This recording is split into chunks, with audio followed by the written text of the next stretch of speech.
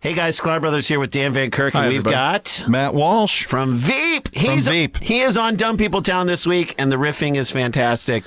Tune in, check it out, enjoy it. If you've ever asked yourself, how much Taco Bell can I get for a blowjob? We answer that question. Or how much a blowjob will get you in Taco Bell. In Taco Bell, that's the answer. Yeah. Well, you're gonna have to tune in to find out. Yeah. On this week's Dumb People. Surprising answer too, by the way. Very surprising. Very surprising. Also, Christiane Amanpour. Kidding, she's not on the show. Hi, it's Dan Harmon. If you're like me, you're a big fan of Harmontown, the podcast, and you wish that you didn't have to wait so long for it to drop after we record it. But here's the thing. Jeff Spencer, take it. You do not have to wait. You can not only hear it right after it happens, you can watch it too in delicious, deluxe, high-definition multicam on your browser or your mobile phone. We do edit some stuff out sometimes. Like, I'll say something so incredibly racist that we will catch it right before it drops as a podcast. But you get to watch Dan right before the sedition hearing when he talks shit about Trump again. Right. Sometimes we have really famous guests, but we just cut it out of the podcast entirely. Because it turns out they're pedophiles. Sometimes Spencer's never wearing a shirt. Most of the time. We put that in post. Not to mention all the times you always hear people laughing at something that doesn't sound funny because someone is making a funny face or wearing a funny shirt. Yeah, for $5 you get to watch all that stuff. You can see the weirdos sitting down, like getting nervous on camera. There's like one camera that's just right up someone's nose, and they're always picking their nose and stuff like that. That's good. As if that wasn't enough, here's some political incentive. We will match your new subscription to the Harmontown live feed up until April 15th. The day of the big tax march. We'll match it with a donation to the ACLU, which stands for a clue, which is what you should get. And I know that's triggering your thought of going, doesn't the ACLU now have $800 million? Because, but here's the thing. ACLU money is like toilet paper money. It never expires. But if political encouragement weren't enough, some apolitical encouragement is if you sign up, you get access to a year and a half of our back catalog of video episodes, including the tour in Australia and Harmon Country, as well as audio downloads on the night of the record, on just minutes after it airs. Mm-hmm. I mean, how many times have you been listening to Harmontown for free after Wednesday and thought, I would really want to know what that guy looks like or what she looks like, or I want to see exactly how uncomfortable the audience is when Adam Goldberg is on stage. Mm-hmm. Now, for $5 a month, you get to see it as well as hear it. You can almost taste the Harmontown. Go to harmontown.com/live for your subscription to watch us as well as hear us. It really, really is a taste treat. Dan gave me little eyebrows. I was like, holy shit, that guy just hit the bullseye. Everything is a taste treat. Feral Audio. All right.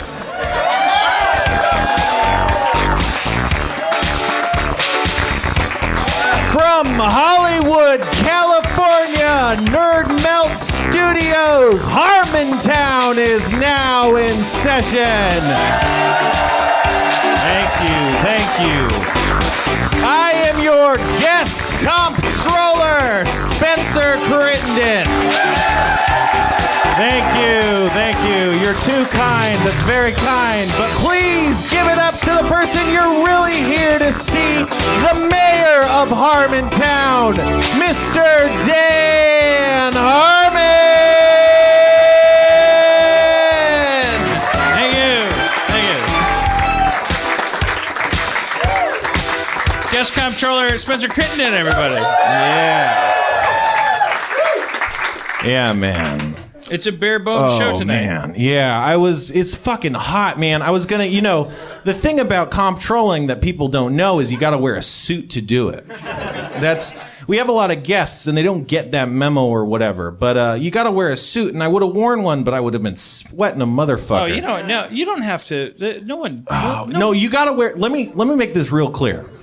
You gotta wear a suit to be the comptroller. Like, I wrote 5 minutes of material about the suit I was planning to wear, Did you actually put it on and then go, I'm taking this off? No, I mean, I was running around finding an air conditioner all day, and then I had to clean up my area to put an air conditioner into place, and then by then I was sweating so hard, I was like, I can't even put on a suit, man. But I still have all this great material, Like, oh yeah, 201st episode, Harmon. Thanks for dressing up. You know? Like, it would have made sense if I was wearing a suit. That's the thing. A lot of his stuff was in this pre-suit. Yeah.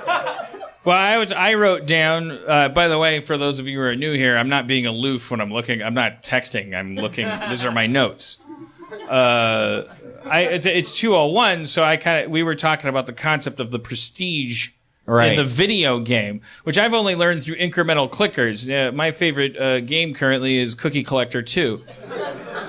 You can laugh all you want, but the truth is, all of you are just collecting cookies in real life. And now don't mock me. The second one really improves on a lot of shortfalls in the first one, right? Make all the obvious Cookie Collector 2 addict jokes you want. There's a million of them that immediately present. I mean, it's every dot is within 1 inch of every other dot. You know what's creative? You know what's ironic, brave, heroic? Saying, I play Cookie Collector 2 and spitting on you. Sorry. Saying, frothing at the mouth about, did it again. So, but yeah. I was thinking... Just for the people at home, for the listeners at home, prestiging is when you roll over your levels to start over in a better way. You're kind of reborning yourself. Is that a word? Reborning? Yeah. You're prestiging. You're starting over. That's what we're doing. It's not the reborning will definitely be because the Jason Bourne movie is coming out. The next one isn't this one just called like Jason Bourne for real? Reborn Legacy. Yeah, but they had to go through all the Bourne dichotomy, the Bourne eulogy, the Bourne. The Bourne octology, but now it's like Matt Damon's back, so it's like the Bourne, because one of them was just like Jeremy Renner. It was like the Bourne brother, Bourneman, the Bourneman apprenticeship. I'd like to be a Bourne, please. Oh, Stewie. No, I'm gonna be the best Bourne ever. No, but you can't even know how many exits are in a room. You can't even placidly lock eyes with a beautiful international diplomat and explain to her that you're so powerful you don't know why you could kick so much ass. You can't do that, but I can try. You know, Bourneman. I'm a little high. I promise you, you're getting your money's worth. But but we're prestiging. I mean, this is a real unprecedented moment in podcasting history. Like, there's plenty of podcasts that have had 200 episodes, but this isn't going to be 201. This is going to be Harmontown Prestige Episode 1. Right. You see? We're prestiging. Typically in an incremental clicker like Cookie Collector 2. Prestiging means that you get to start over as if you're playing the game for the first time. However, you have bonuses from muffins, cupcakes. Right. And then the podcast world, you get to start over and delete all of your bad iTunes reviews. It's all just 5. In Resident Evil 1 on PlayStation 1, prestiging was you finished all of Resident Evil and you got to play it again with a rocket launcher. I think that was like the original kind of prestige culture. Yeah, back when it was just New Game Plus. If we were prestiging, not to be mistaken with the age-old, if I could improve myself, be greedy, be selfish, beat the game, not accountable to what you think is a good person or a bad person. If you were going to prestige as Spencer, I guess maybe relative to the podcast, so it's relatable. Right. So prestige, the Spencer that is the character on Harmontown, if that character was going to prestige, out of selfishness, what would prestiging involve? Well, I think my position would I'd be promoted to comptroller from here on out. So going forward, I'd just be the co-host. Yeah. Would Jeff move over there, or would he just would he just vanish? He'd prestige to club promoter or something. That would be good. Jeff is standing in the back, we're at Jeff's place instead of Meltdown. Yeah. Welcome to the Jeff Down Theater. And Jeff is just like happy as a can of peaches, giving a thumbs up from the back. He's like Bud Friedman. He tells people like not to use flash photography and stuff. Yeah, Jeff loves doing that. Okay, so here's the thing. So there's a new movie out that I haven't seen yet called Now You See Me 2. It's a sequel to a movie called Now You See Me. Correct. Well, okay, let's go there first then, which is, by the way, your title, the whole point of it is that it's the first part of a two-part thing. I guarantee you nobody that wrote that movie, let alone that title, thought they were ever going to be doing a sequel. Could you imagine the guy coming and going, knock, knock? So apparently there's no sarcasm checkbox on Apple TV and your movie's a hit? So now they want a second one? And there's like 9 people because how could that movie be written by fewer people? Have you seen that fucking movie? I'm not angry. I'm excited. I just watched it with Cody. I was so excited that she hadn't seen it. I was walking in Canada. Think about it. And I walked by a movie theater, and on the marquee, I saw the words, Now You See Me 2, the number 2, and I swear to God, I'm not being David Spade about this. My actual fucking first instinct was, oh, that explains so much about that movie. It's Canadian, and they show it here still every day, and the next showing is at 2. I swear to Christ above that was what I thought, because I expected that a sequel to that movie was that impossible. Yeah. Both in terms of demand and supply. That movie, I don't care who wants a sequel. If I made that movie and people wanted a sequel, I would have some explaining to do. The first thing I would explain is I didn't know what I was doing. And I would say, look, can we start over? I have all kinds of ideas. They told me magicians were cool. I just got here. I'm talented. You saw what I did. Just let me write a different movie. I don't want to. I would call it Now You Don't. It would be called Now You Don't. In an honest world. This movie was built on dishonesty about dishonesty. Not only is magicians never cool, magicians when they are cool in the context in which you can trick people into thinking they're cool, and it's always a trick to think that they're cool. There's the fucking, you go down there and it's still like I forgot what I was there. It's a watch Now You See Me 1. Which I rewatched last night, and I honestly think, knock it off.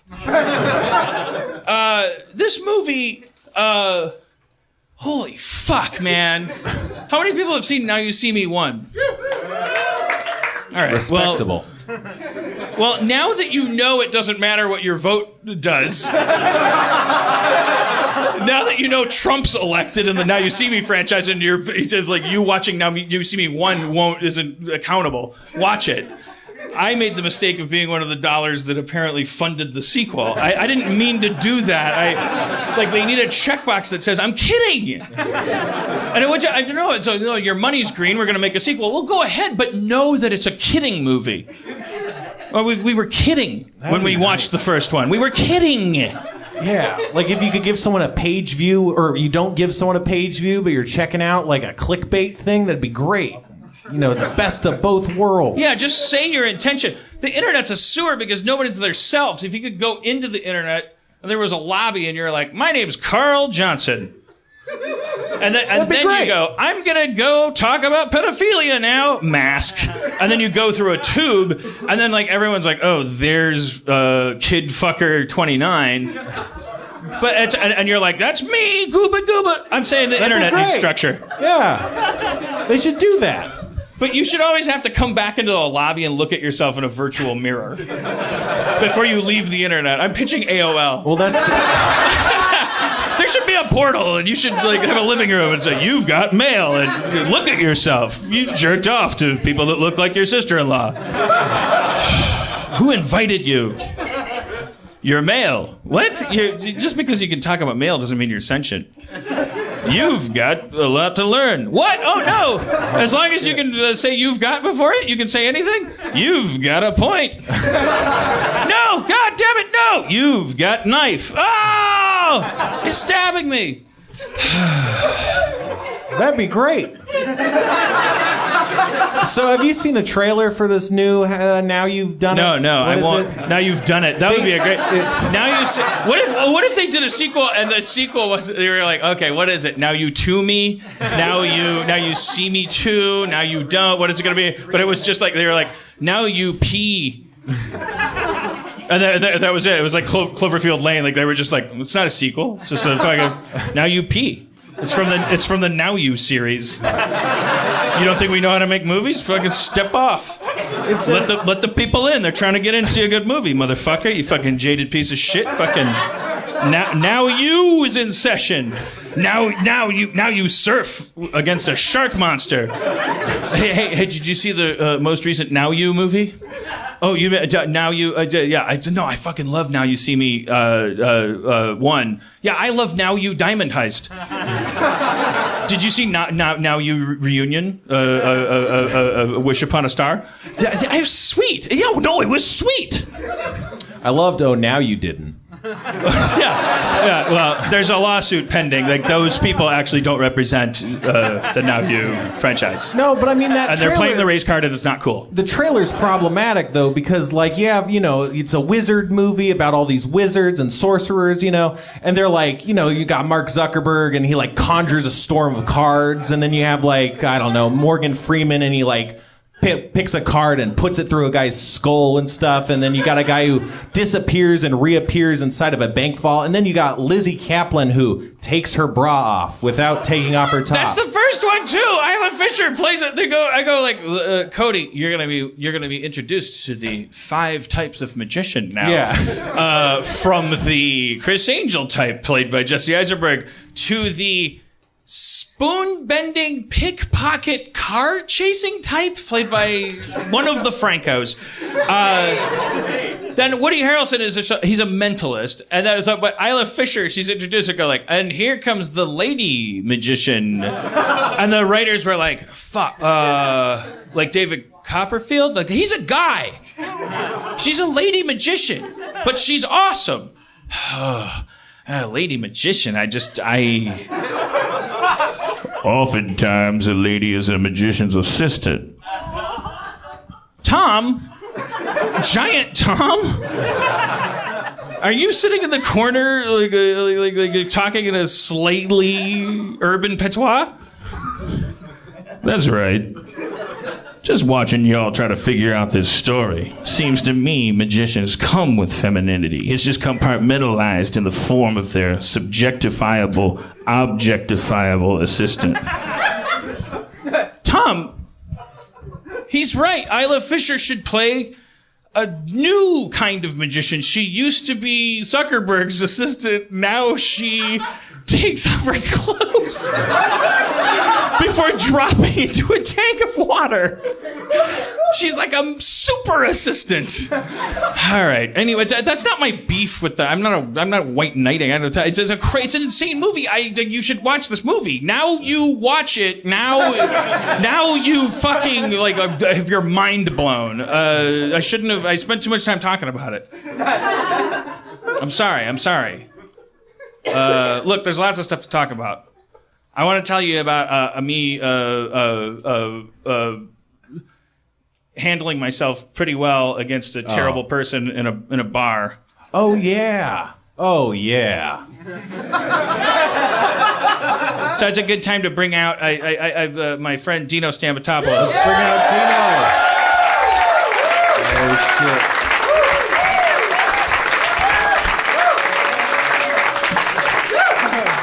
Hi. And now that Dino's here, remind me to talk about my new condom idea. It's gonna blow minds. Why? Why me? Because Because I'm a pervert. You're my angel investor.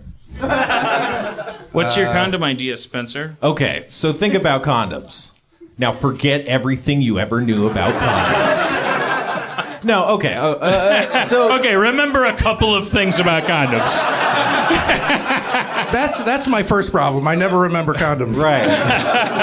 Well, this one you'll never forget.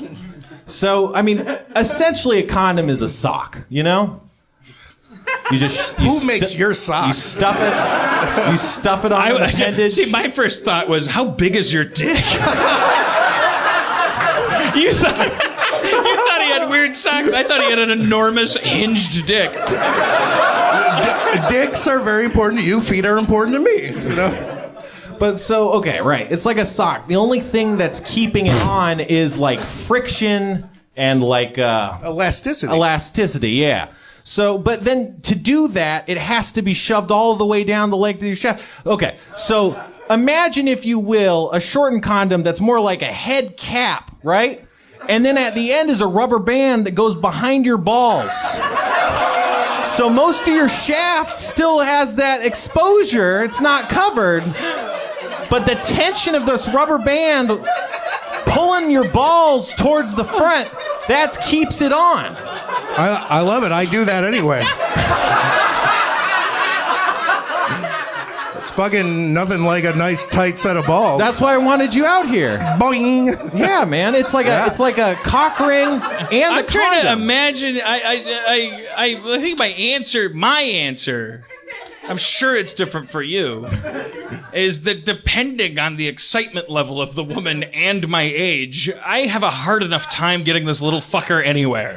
Yeah, but it would be tailor-made to your balls. There's things on it. Anything that's on it is going to fall off eventually. No, but it would wrap around. Did you ever have a cock ring on? Yeah, exactly. No, I've never had a cock ring on. I'm not saying that proudly. I don't mean that. I mean I'm self-shaming. Right. I do not have that honor, sir. You should, because apparently you and your girlfriend love your balls. And, well, we just found that out. Yeah, and this would help. I mean, your balls would be like fucking Dolly Parton balls with the cock ring on. I don't want to. I'm very old. I'm 51. It's like a ball. I don't want to put anything on my dick that changes the size of my balls. Why? Because it makes your dick look smaller? Or? No, because the only way that happens in cartoons is when there's buildup. Well, the build-up is about, great. Like Tom and Jerry, and he puts his foot on his hose. And what episode is that? It gets bigger. A hose. I don't want to do anything like Are you kidding that to me? my It doesn't work. I don't think it works This like is the right neighborhood. You could go 5 feet in any direction and find some good cock rings.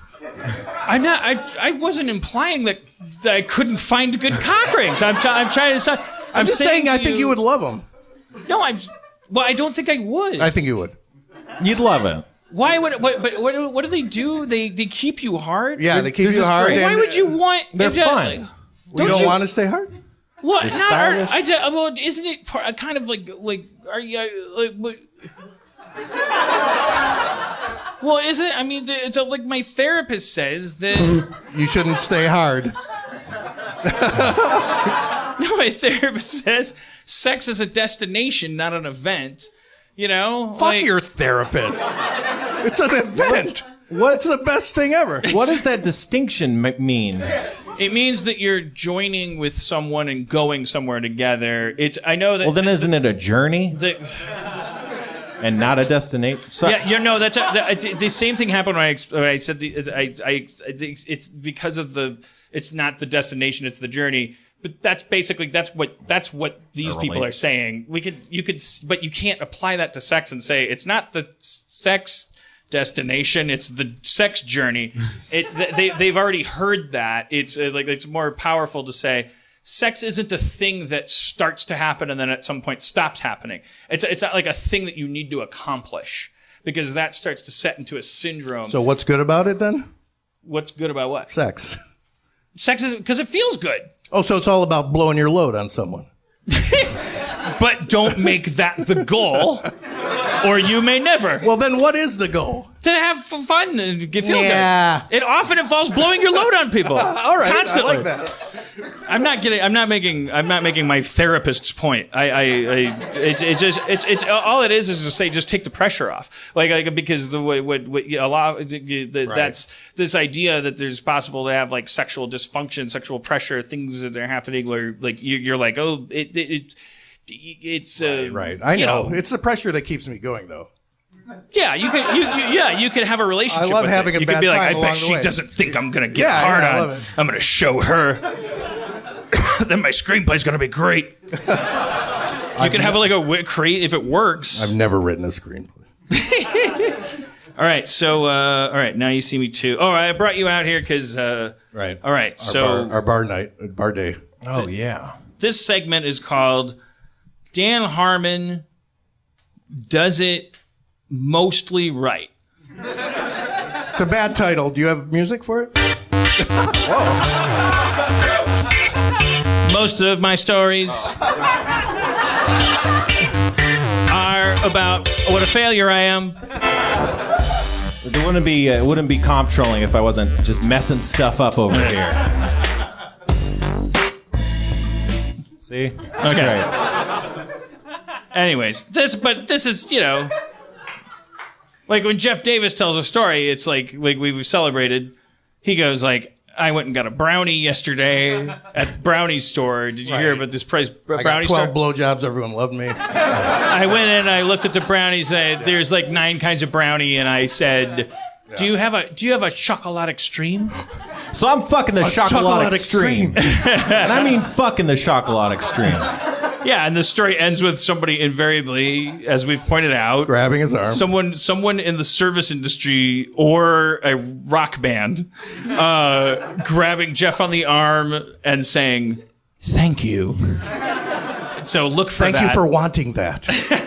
Thank you for ordering that. Who ordered the Furlamo Mama? Thank you. Where were we? We didn't even start. The bar. Oh, okay. So, anyways, my stories usually end with me shitting my pants and being a bad person. I think this story's. I'm kind of a badass and an amazing person. Well, don't give it away, but yeah, maybe. We'll see. We'll all be the judge. All right. So I just wanted to witness here. Yeah. We went into a bar, and there was nobody in it but one guy. And the bartender. And the bartender. Yeah. So we walked in, and it was dark and quiet, and there was nice music playing on either the jukebox or what have you. But in any case, there was baseball on the TV, and there was one guy sitting there, and the baseball was, the volume was on, it was blaring. I sat in the stools with Dino, the middle thing, bar's empty. Okay, great.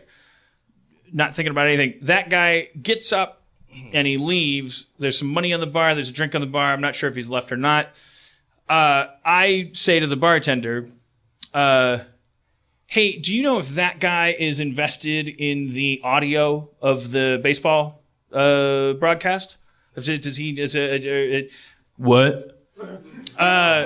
So I don't want to. Does he need to hear the baseball? Because I would love to. You want me to mute the baseball? Yeah. I don't want to be an asshole. Well, no, I want you to mute the baseball if that guy, unless that guy loves the baseball sounds. I think he left.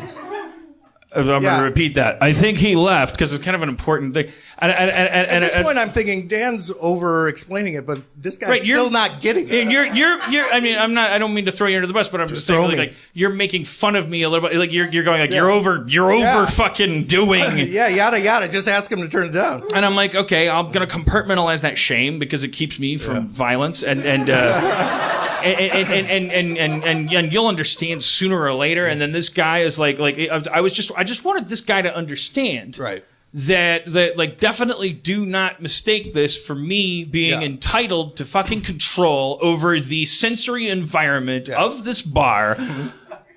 Yeah, you're going beyond the Call of Duty. And I think he left, and I was like, then my blue sky would be no baseball audio. He's not embellishing this, by the way. And just this. And he's like, can do whatever. And it's a baseball, goes on mute, music comes up, and we experience for 4 minutes and 17 seconds the version of life I still feel entitled to somehow. Yeah, when there's no one else in the bar, we should just listen to the music, and we don't have I'm talking about work with Dino. And so at some point during that, all of a sudden, then I was like, what, the jukebox ended this thing? So all of a sudden you're kind of conscious of the fact that the baseball audio is back up. Yeah, you noticed this. I didn't. So and I'm like, I get peeved at a certain point. The guy never came back. The other guy, he was gone. So it's me, Dino, and the bartender. The bartender is seated 3 feet from the TV at the end of the bar, and he's watching it. Now he's watching it with audio, which has changed since that weird labyrinthine conversation. The headline of which I'd like to define as, this motherfucker, Dan Harmon, gives massive shits about the people around him to the point where he doesn't want to make a fucking move until he's got the all clear. But so this guy's like, what? So what is going on? Why is he watching? He knew. And I'm just, so the thing in my head is, I go, geez, this guy, he leaves at this point. He was really ashamed of loving baseball audio. But he's gone in the back room at this point, because right? he goes in the back room for a second. Like, and Dan starts talking to me, and I'm about like, this is fascinating to me, because this guy, like, he says, I'm asking, I remember that laborious conversation we had? Yeah. I said, don't you think there was like a million chances for him to say, well, I'll tell you what, I work here and I know you think the laws of economy should apply. That's all convenient for you. But the truth is, this is my corner of the world, and I love baseball. And there's the most important game that's ever been played, specifically because the players make strange sounds. Or the sportscaster, Howard Cosell's come out of the grave and he's like doing this one. I need to hear the fucking sounds.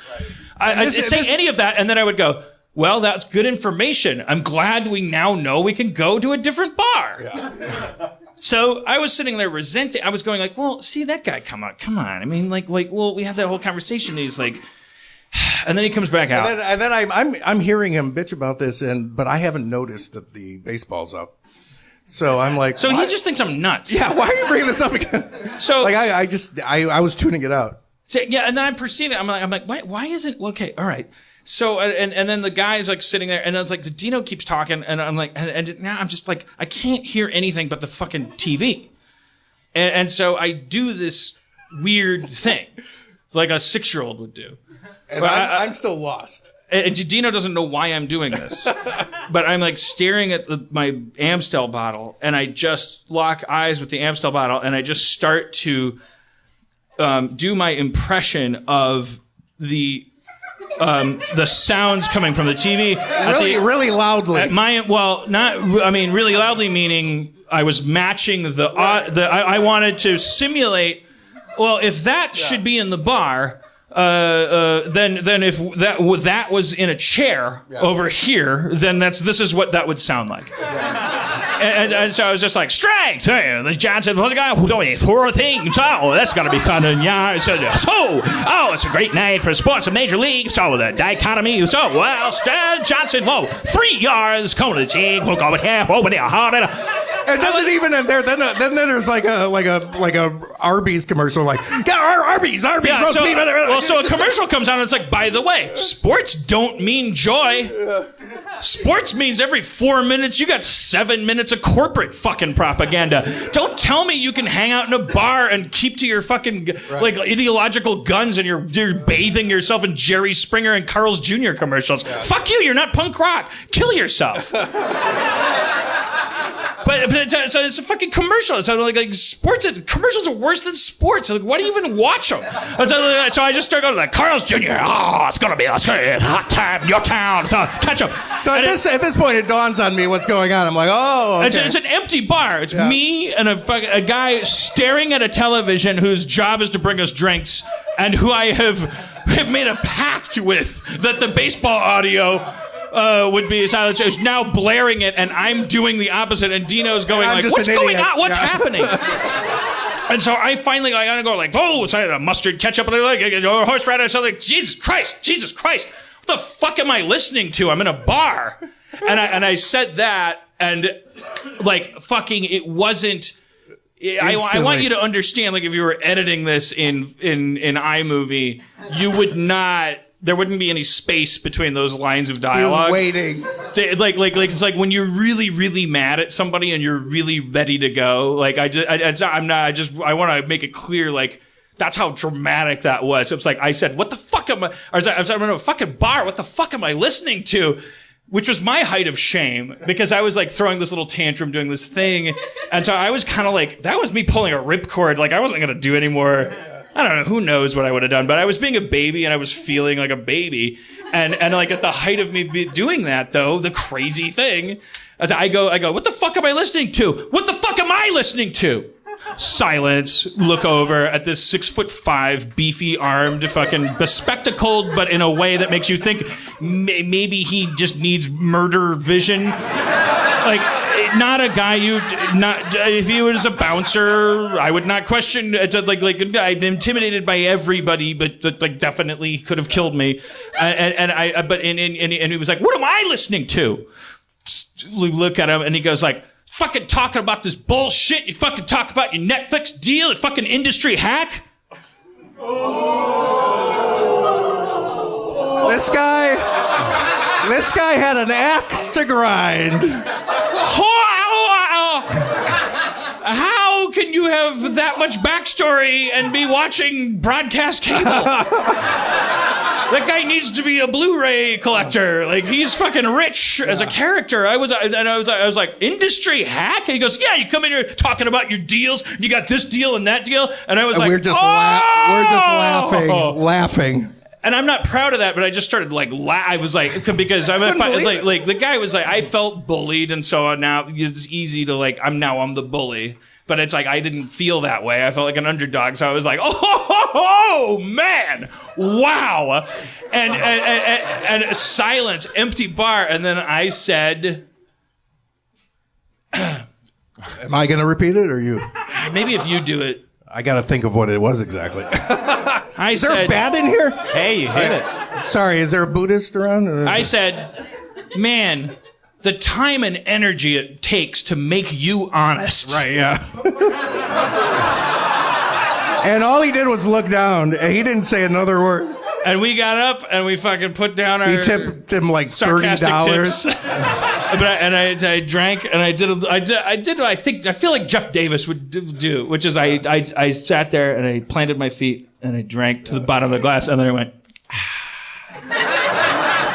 Put the glass in the bar, I walked out. Yeah. I felt like Jeff was on my shoulder going like... No, it was beautiful. And fucking let that fart sit there. Don't say anything. Don't say it. Yeah, you didn't say anything more. You said the perfect amount. It was perfect.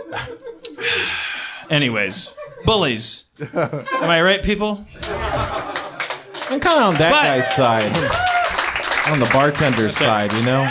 You are on the bartender's side? Have you ever heard fucking LA people talk about their fucking bullshit? It's the worst experience. Yeah, but here's the thing. We asked him to turn the music up. We didn't ask him to just turn the sound down. We said we want to hear the music. Yeah.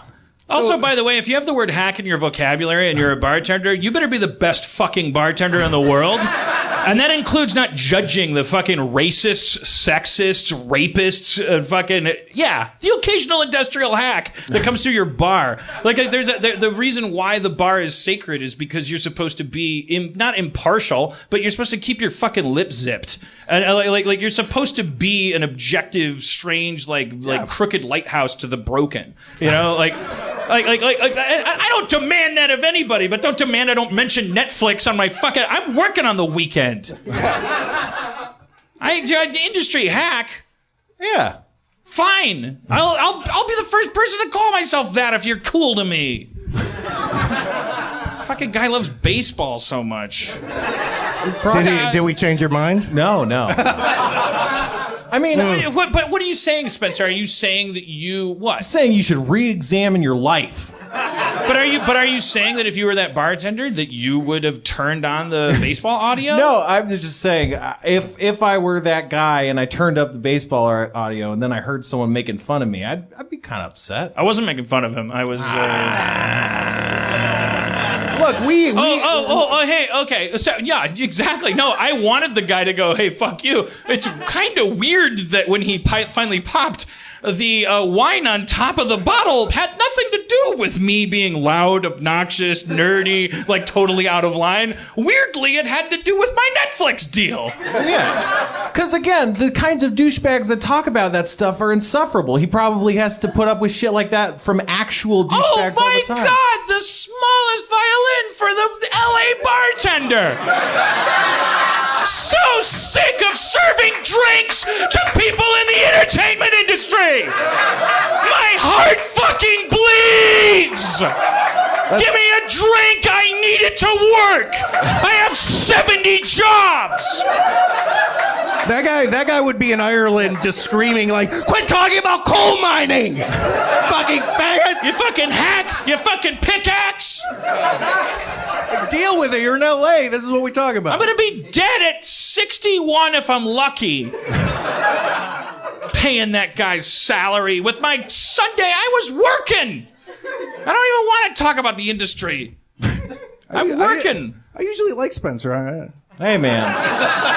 Well, Spencer, I gotta say, this rant against blue-collar people has really turned me around on your side.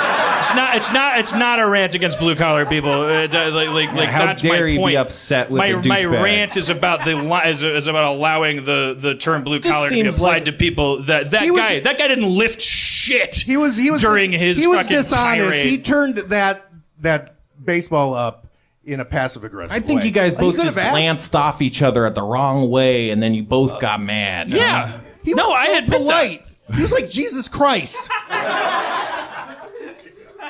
I admit that, but I still think I'm the hero of that story. But it doesn't matter, because my next topic is, and here comes a segment called Things You'll Never Hear Talked About on Any Other Podcast. Donald Trump edition. There's a fascist openly running for president, and the world is ending, and it's affecting us in different ways. Remember in high school you studied literature and you learned that the invention of the atomic bomb or World War I totally affected like 30 years of literature, which means it is possible for the national psyche to be affected by huge catastrophic events.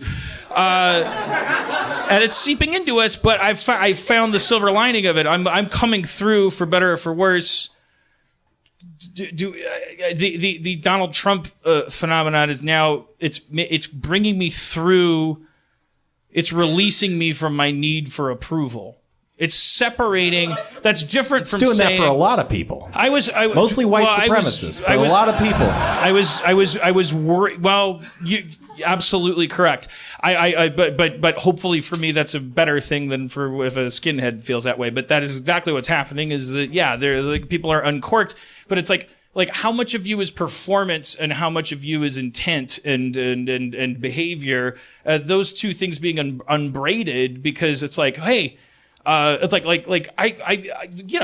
there was a time when it was like I was like obsessed with the fact that like, oh, what's this politically correct phenomenon going on? Like, do you mean if you never say something racist, that means you're a flawless person? Because this president has never said anything racist, and he's a terrible, terrible person. He's doing terrible things that cost human lives. That was my whole game.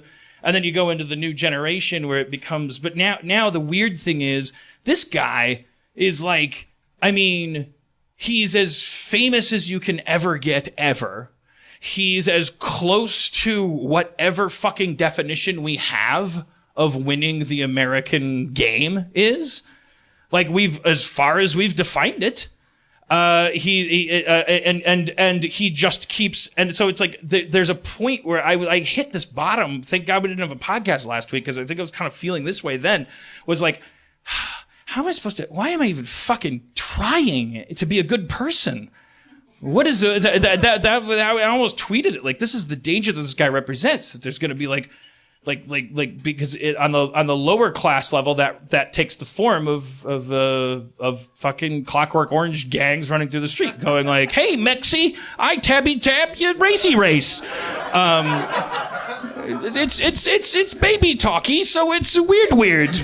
But honestly, you're black and I'm stomping on you, and that up the upper classes that there would be a similar thing. It would take the form, and that somewhere in the middle was me going like, oh fuck, I don't have a conscience anymore. But that led to, oh shit, but okay. No, what that means is you have to stop basing it on outcome. You have to stop basing it on opinion, on whether or not it is going to make people like you or hate you, because that doesn't matter, and that's a good thing to learn, because that actually means that you could like. I think a lot of us want to say things that we're worried about. No, I'm not. Okay. I'm so hot. I thought if I dug through that tunnel, I would eventually hit a hand. Does anyone want any ice? Woo! Oh wow. Oh, there's a big one. Oh God. Oh boy. You guys are in the splash zone. Yay! That was a success, and it just got alcohol over the floor. That's what a success is. What were you trying to rant at? The only thing I couldn't listen. I was so hot. The only thing I could think you were getting at I'll try to recap political correctness can cause problems, because if people that are only a little racist are like, if I'm going to be treated like I'm a Nazi every time I say something kind of off color, then what's the point of even trying? Why don't I just go whole hog the other way? Whereas if we kind of approach with sensitivity and be all like, hey man, I get what you're saying. I'm not trying to attack you, but the end result of what you're saying can lead down this path, and that's why it might be good, Right, like if the enemy is ignorance, for instance, like then the way to defeat ignorance is to like, is not to like hit it on the head with a brick necessarily. Yeah, because I don't know. I read this crazy article about a guy. This is getting me horny. Are you rubbing ice on your junk? Yeah. How is that? That doesn't even sound unpleasant enough to get you horny. It just sounds a bit uncomfortable. Look, I just had nothing to say. I mean, I think you used what you had. That's all I got. You got resourcefulness. That kind of led me into, okay, so I'm forcing a dot connect here, but it's not. It does exist anyway, which is another topical, horrible, weird, random thing, which represents just random chaos. Was that actor today that died like in that crazy way, and it's like everybody just wanted to know what the hell is going on. And it was kind of like a great metaphorical, like it was like when people get sick and we associate that with death and stuff. It's like, there's not enough like lightning strikes and like crazy things to really like cast death in its like direct, like the way that people dealt with it. And watching it, I had to go to like the TMZ article about this death, and then just the comment section, like just Star Trek pun after Star Trek pun after Star Trek pun, like and like kind of like mean, like as if like you can tell that the joke is like I'm not here to generate humor. I'm here as a punchline to this crazy setup that exists called fucked up society that's so fucking like, and I respect that. Like that's always going to be needed if society is truly fucked up. Like, and then but everybody wants to be that guy. But it just made, I was like going through that thing, and I was like, holy shit, man. There's literally almost nobody saying like, what a bummer. Yeah. Now, but of course you wouldn't log in to say that. But it's like, and then you go like, oh, okay. So the internet it's like this carnival. Like there's none of those people, or it's like everyone just, you go into this toilet and you put on these weird bird masks and then you do this fucked up shit. And it's like the Purge series, which I think everybody, it's like, that's not because those movies are good that they keep making them. I think everyone's like, tell me more about that absolute thinly veiled metaphor for my life.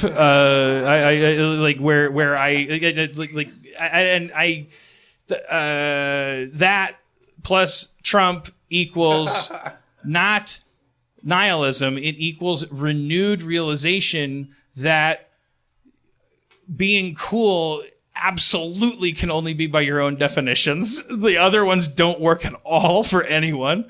And that you better like make every day of achieving that goal worth as much as the final one, because a bus might fall out of the sky and land on the building you're in. Yeah, it's crazy. I mean, first of all, that whole the way that guy died, as if there's not enough ways that I'm afraid of dying. Yeah. Yeah. I mean, like, you're driving home, you're like, oh yeah, you can get hit, and you feel like when you park your car, you're done. Made it safe. Right. Now this guy got hit by a parked car. Fucking nightmare.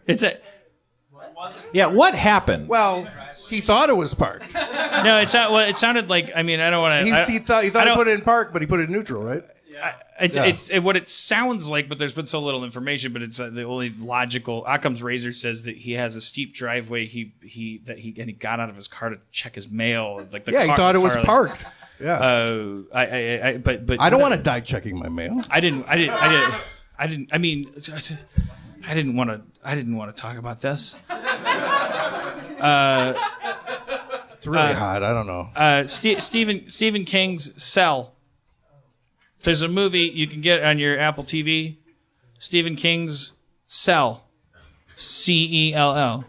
Don't mistake it for the Jennifer Lopez Cell. This is Stephen King's Cell. You can remember it because it has Stephen King's before it, which means so much. It's a stamp of quality like none other. When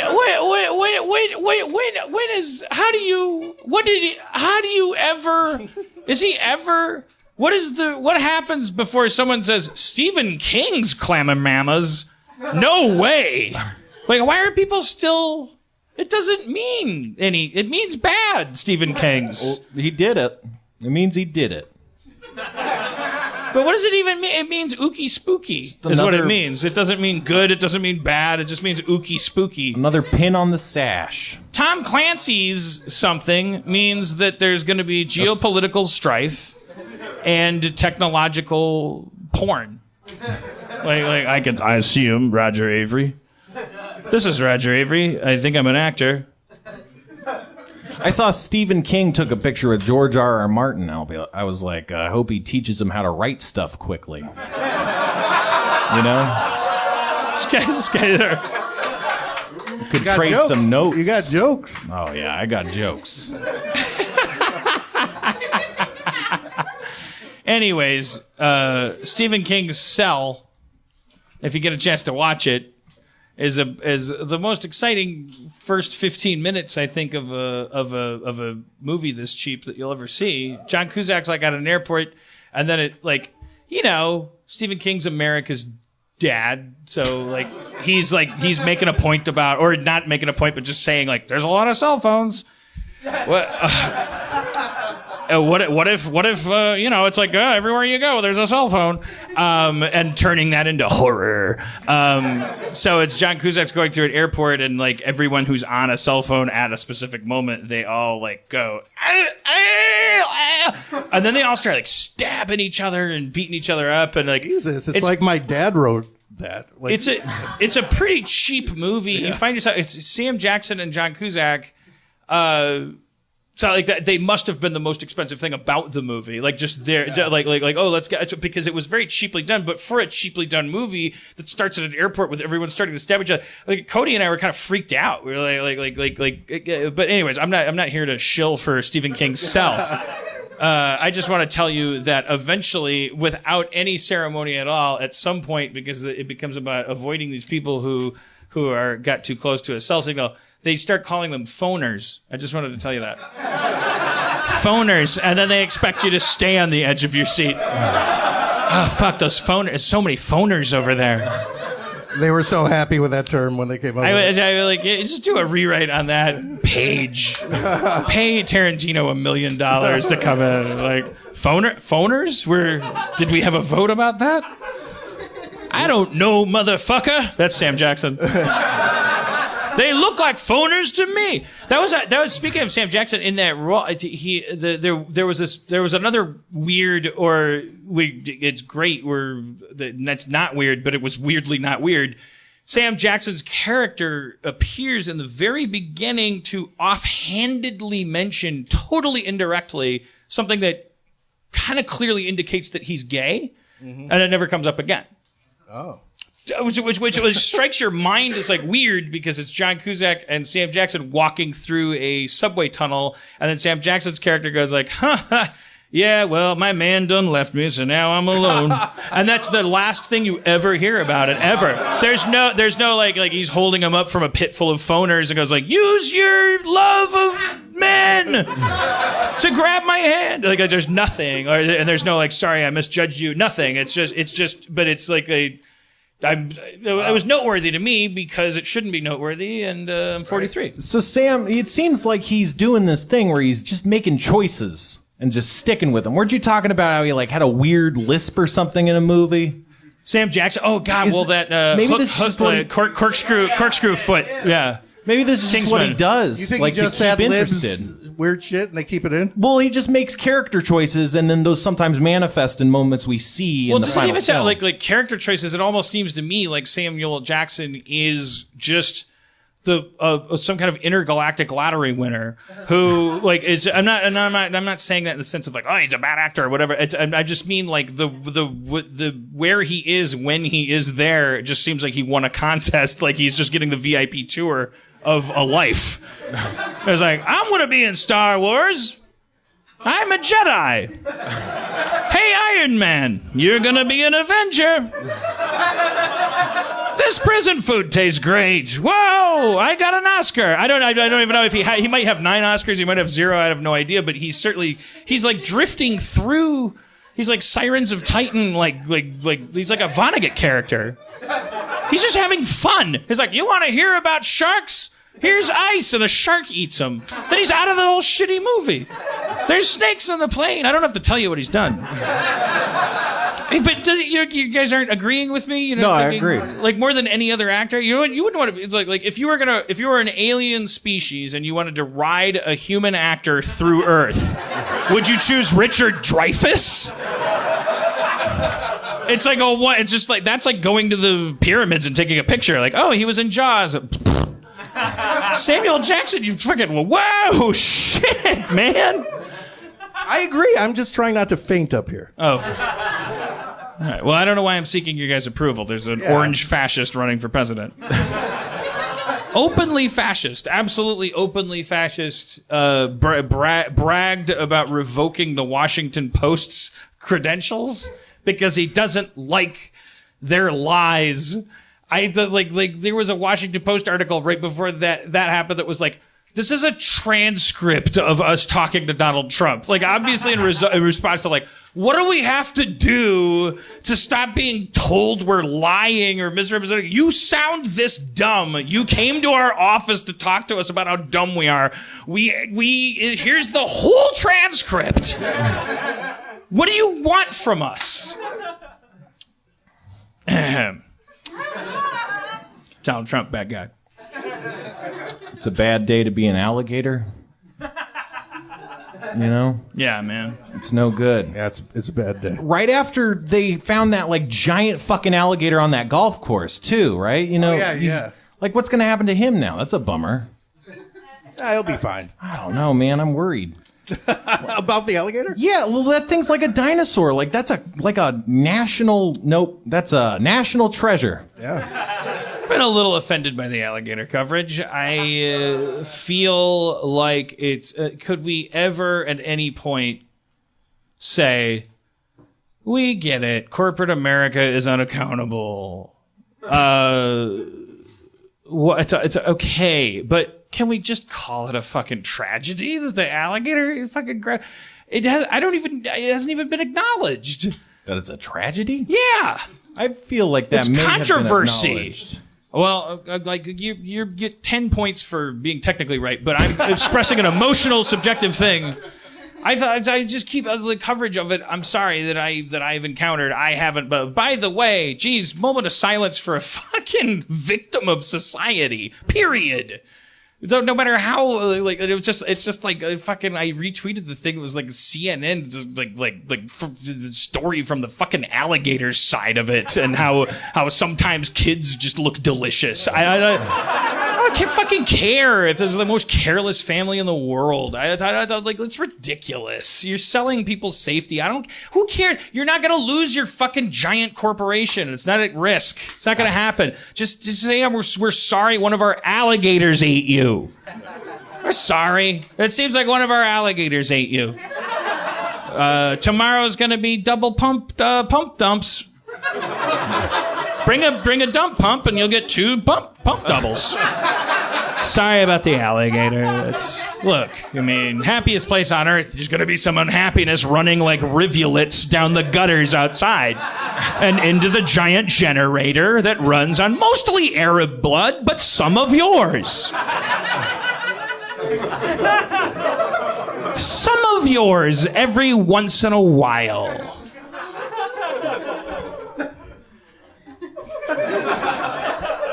I wonder how Flint, Michigan's doing. That really fell off once Trump started gaining steam. Like, people stopped caring about that. This is no good. What was happening? What was the latest? The water It just poisoned all the water. Yeah, it was great. Was Flint where the natural gas was coming up, or was that where was that? I don't know, man. They shut down all the factories for the auto industry. Hello, real Annie. The documentary where there was Roger and Wayne. Right. Well, yeah. That's the information I've been going on, but I wasn't going to be like, I know all about Flint from Roger and me because I'm 43. Switched the water supply from the Detroit water to the Flint River. And since there was a corrosion, and like the pipes were lead pipes, and the water the water from the Flint River was so polluted that the lead got out and poisoned all the children of Flint, which is like 90%. Also non-children. Also non-children, but now like the children have been like lead poisoning for like 2 years or something, and they're like all retarded or something. What about all the alligators in the sewers? I hope that I heard that loud and clear, and I'm sure, and you were very good at, like, I think probably everybody here did, but I worry about the podcast, like hearing them. Look up Flint, Michigan. If you didn't hear what happened. No, they poisoned the water. They did something to the pipes, and because the pipes were not maintained, it leached lead into the pipes, poisoned the water. Why would they poison the water? Because it saved money. That seems crazy to me. It's going to cost $100 to haul all this Don't poison out of here. that. We might need to drink Of all the that things later. you could poison, why the water? Poison the grass, I could understand. I got a rash the other day. Poison the alligators. I'm America's aunt. Why would they? No, My new character. Let's have America's Aunt talk to Tom. Remember Tom from earlier? wait, what? Sorry. Hey. Remember Tom? He was the giant. Wait, I don't know. I'm sorry. I'm not trying. Tom was in the pitch room for Now You See Me. Now You See Me. Yes. Sorry. I'm sorry. I was looking at this thing and I was like, Tom, sorry. why would they? Well, forget it. I'm not gonna do that bit. Hey, magicians have sexy ladies around them sometimes. I know, Tom. Maybe Isla Fisher's character is an escape artist. Tom, we've been over this. Hold it. Before the escape, she takes off her clothes. Tom, you're a genius. Classic character. This is the musical score for Now You See Me 1. I haven't seen 2. For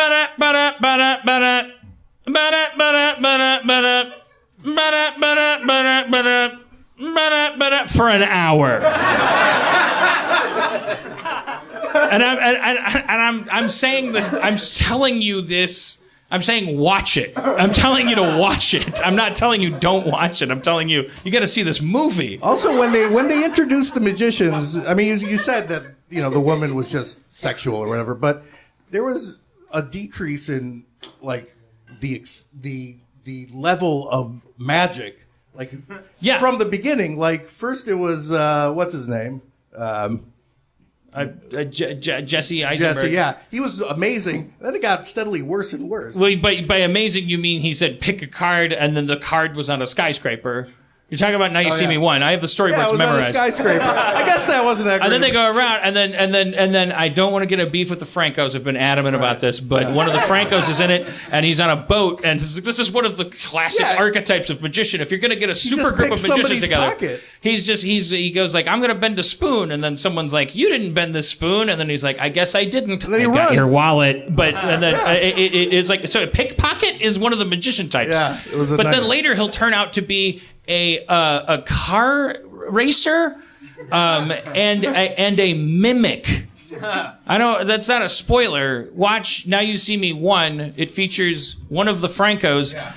He does sleight of hand foo to make Ruffalo like restrained, and then Ruffalo goes like, "What are you doing?" And he goes, "What are you doing?" And he goes like, "What's your end game? What's your end game?" And he takes the walkie-talkie, and Ruffalo's like, "No!" And he's like, "Go to aisle 7." But it's like it's Ruffalo's voice coming out of Franco's mouth because he's a predator now, because he's a magician. It's one of the 4 types of magician. The other one is a assistant that is naked. The sequel is not called Now You Don't. It can't, by law, it cannot be. That would technically be a different movie. Is it Then You Saw Me? That's the prequel, isn't it? That's when they reboot it. That's when you'll see me. We'll be seeing each other soon, but for tonight, Paris. All right, so balls. Yeah. What's hot? You guys are a little. We're picking up on It's hot here. It's hot. What do you get? Oh, it's hot. I offered her a hair tie. Because of the heat. It's going great. Why did you have a hair tie? How long are these shows? I have kind of long hair. Do you? Well, it's hidden in the hat. Do you? It's a little. Okay, fair enough. I mean, I'd invite you up to talk about it, but you'd be way hotter up here. I mean, it's so much hotter. You have lights. I want to be bald. Does anybody have a bald cap? I'd like to put that. No, you take the hair tie. Whoa. Okay. Here's a segment for which I would invite audience interaction.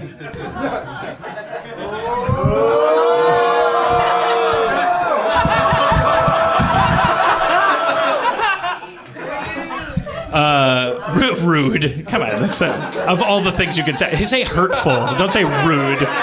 Rude is going to trigger me. Rude.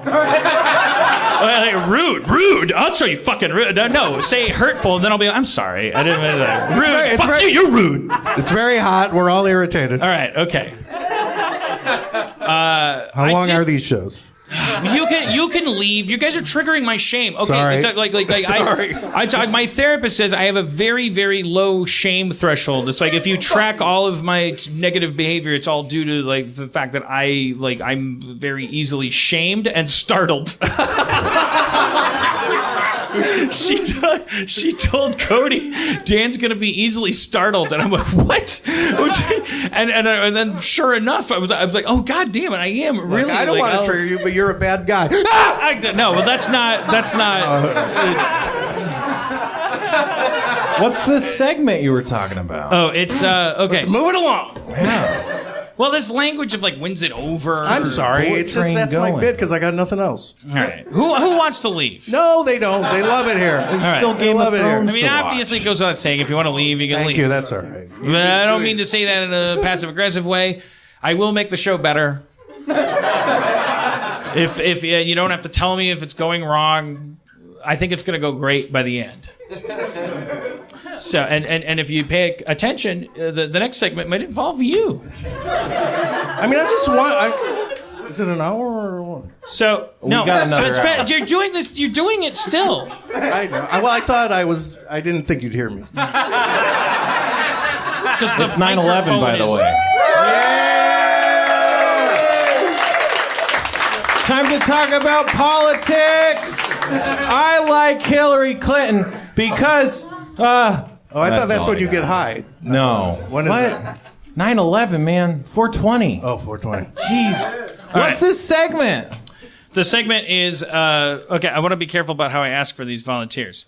LA is pretty cool. We usually get pretty balanced. You don't have to be balanced. You can be imbalanced too. I think we've proven that. I'm just saying, like, just don't. Obviously, you're not going to run up because you want to be on stage. I really want you for a specific role. I want you to be passionate about and either side of the issue. Pineapple on pizza. That's it. That's all I'm saying. Okay, so this guy's hand shot up first. That guy really cares. Let's diversify a little, though. Yeah, you come up. We got a white male. Probably cisgender. How many people we got freaking privilege. Can we is I see a lady in the middle back, maybe. Let's at least get why am I mixing it up though? But I still think we should. Well, we got there's a young lady here raising both hands that you come on up. You're well. Oh wait, no, we fucked up. Yeah, we gotta go one at a time, right? Hold on, young lady. I'm sorry. You have to stand there in the DAC first. The DAC is what I call the awkward deck. Have a seat. How about you sit up here? It'll be great. No, up here, right here, in the good place, not the bad. You're a bad person place. All right. Okay. What's your name? We're just gonna go one at a time, though. Hunter? Yeah. All right. 4 or against? 4. Okay. And I don't suppose by some coincidence you're against? God damn it. No, I'm also 4. Okay, that's fine. Stay there. Against. It'll be great. It's really good. What's your name, young lady? Never argue against. What's Emily. your name? Emily? Emily. Emily? Emily and Hunter. Ormally? Emily? Cadormally? Emily. Abnormally. Emily. Emily. All right, thank you, Emily. All right, so you guys are both 4. Yeah, I can argue against, though. I'm going to play devil's advocate. No, don't. Okay. That undercuts the whole thing. I really want passion here. You already, now people know that you're a sociopath. I can totally see the reason against, though. Like, absolutely. Another sociopath over there. Yeah. That guy's like, they found one and it wasn't me. Oh, yeah. Can I help you move? It's a fake cast. He named my disease. I'm never allowed to applaud that. That's why the witch burnings were so popular. They got one. Got one of us. So we need I think we need somebody who is so against. Black woman against over here. Sorry. That didn't sound like a black woman. Okay, we have that's an advocator for. You said black woman against. But I gotta be sure we can't force her to come up. You've got a strong advocate if you'd love to come up. Dino, go to the table. The table. I think the title of this episode should be Black Woman Against Over Here. and I'm gonna submit that for a standard construction sign type of thing that you can hang around the city. Who knows when that could come in handy? What's your name? Juliana. All right. So you're so against. I'm against too. So maybe it's 2 against 2. I don't know what to do now though. I just want. My only thought was because it was such a weird thing because I was hearing some people talk about how amazing pineapple on pizza was. Some people. Yeah, some people. What the fuck, man? You mean racially? Is that what you're saying? No, we were in the green room. I'm right here. I thought he was like some people. What do you mean? What do you mean some people? Oh, okay. So you're 4. So now we got 3 4 pineapples. Yeah. This is a mess. I don't know. What I was gonna do was have 2 people come up. We can still do that. What do you mean 2 people? and just let them do a minute each and just see how it goes. We can still do it. Well, we got 2 4 pineapples. I got plans to smooth this all out as we proceed. Well, what would the next thing I do? Well, let's start with the pro, probably, right? Right. So okay. A minute each, or just yeah, we go a minute of pro, a minute of con, a minute of pro, okay. Then we can get another con. Here we go. Okay, so forgot your name again. Sorry. Great. My name is Emily. Emily, are you? I'm going to give you a minute. I'm totally ready. Okay, here you go. So when people are like, Pixar is really good at making movies, are they like, hey, what's so great about Pixar movies is that they're just funny?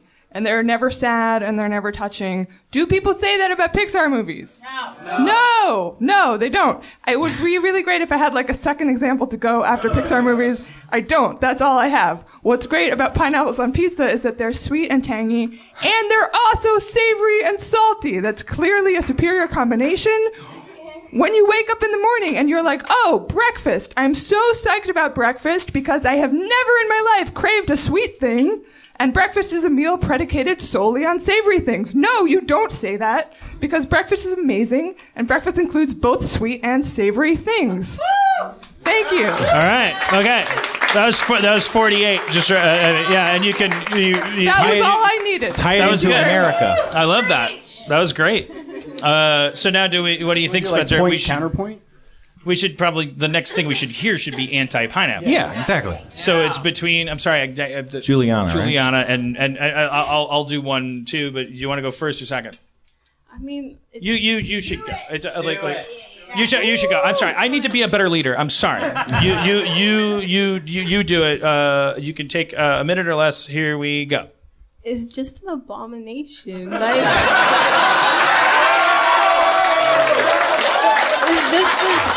It's just as bad as having like hot beer and deep fried watermelon. It just doesn't make sense to me. Like fruit on pizza is like, why would anyone want to eat pineapple for? I mean, I'm sorry. It's just an abomination. That's just how I just describe it. I know it's like not a huge explanation or argument, but I just feel like abomination just describes everything about it. All right. Tie it into America. Yes. Well, I feel in a crazy way we are tying it into America. Wait, do you want any more time? Is it you could do? Doesn't matter. I mean, you got applause for one sentence. I just feel that pineapple is just one of the fruits that it just doesn't make sense to me. Like watermelon, I mean, it's not just because I'm black, but I just like watermelon. All right, well, time's up, and that was getting complicated. All right. Secretary of Defense.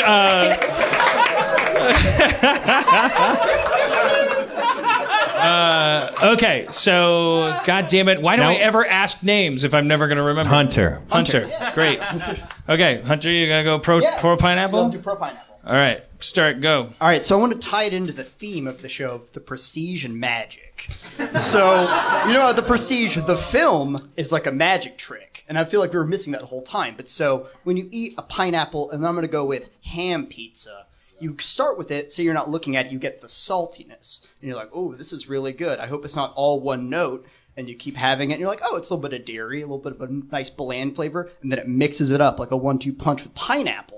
And you're like, oh, it's a different texture, and it's sweet, and it was leading me this whole point all along. This is what I expected. Same with the reverse point. You're like, oh, it's all this sweet pizza. I'm not really used to it. And then you get the salt after, and you're like, oh, my God.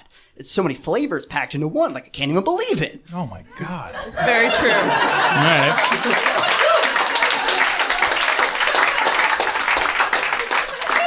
And so, Dan, you're con, right? You're anti. I'm con. So why don't you round us out? Well, okay, I'm going to do. Cool. I'm going to do. Wait, do you know that The Prestige is a movie and it also has magic in it? Yeah. Okay. So we can do like a magic. A bunch of us apparently were like, why aren't you bringing that up? Because you can't talk about everything. And clearly time's at a premium on my show. 2 points in the triangle. It was like, where's the apex? What do you mean? Where's the impact? No, it was like 2 points of a triangle, and like, where's the apex? Right now, we're at the apex. We all thought you had like a big, good, like Chris Nolan point coming. But you're looking at it from a certain perspective. Like, from if you knew from my perspective, you'd be like, oh yeah, like every single thing I talk about is like 1/3 of something I was trying to get to. So I probably would have talked about. I wanted to talk about like, oh, Spencer, what would we? I don't know where the fuck we got off track, but it was like the idea was like on track. We're on track. Anyway, sorry.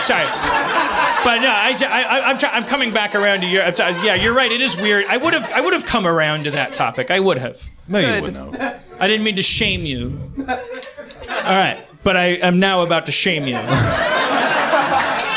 Okay, here we go. Let's keep this to a minute now. All right, so here's the thing. It's pizza. Okay, now my partner sounded a little xenophobic. So like, it's like, oh, I hate it. It's stuff. Like, let's talk about what a pizza is. Is it sweet? Is it in the dessert section of the menu? Or are you ordering a greasy, salty, cheesy, bready thing?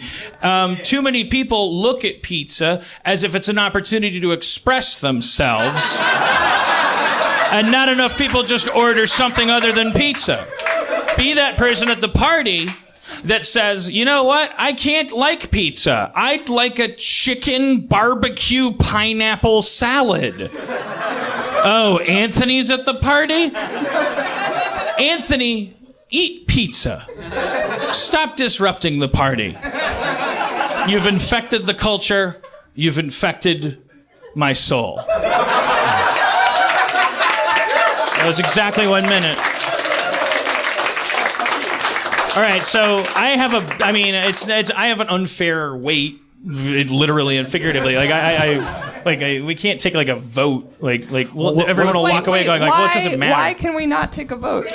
Okay. Well. Physical challenge. Well, wait. I think before we make it binary and like let's make it constructive, because here's one thing that I'd like to point out. Because how many of you here hearing these two are having second thoughts about pineapple's merit on a pizza? Four people have. Very handsome people have raised their hands. I just want that I to found be known. myself going like, why am I blocking all this passion? Like you guys did a good job, I think, of making it a positive thing. But then again, it's about advocating for a fucking ridiculous prop on top of a pizza. It's not like you could take a negative position and go like, it's pizza and Steve, not pizza and... there's nothing you can do that doesn't sound positive. I will say that. Like, you get to sound like fucking woke by going like, why not try new shit? That's why I was going like, because it's pizza, motherfucker.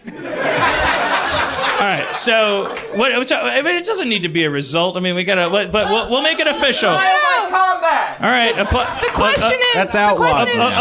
Applaud if you accept pineapple on pizza. They're vocal. They're vocal. That sounds like trying too hard. Applaud if you refuse to let pizza be violated. This is why America's going to die. Dewey beat Truman all over. That's all Donald Trump does. It's like easy. Like applaud if you just want huge, very, very strong pizza. But it's easy. It's stickier. Negative things are stickier.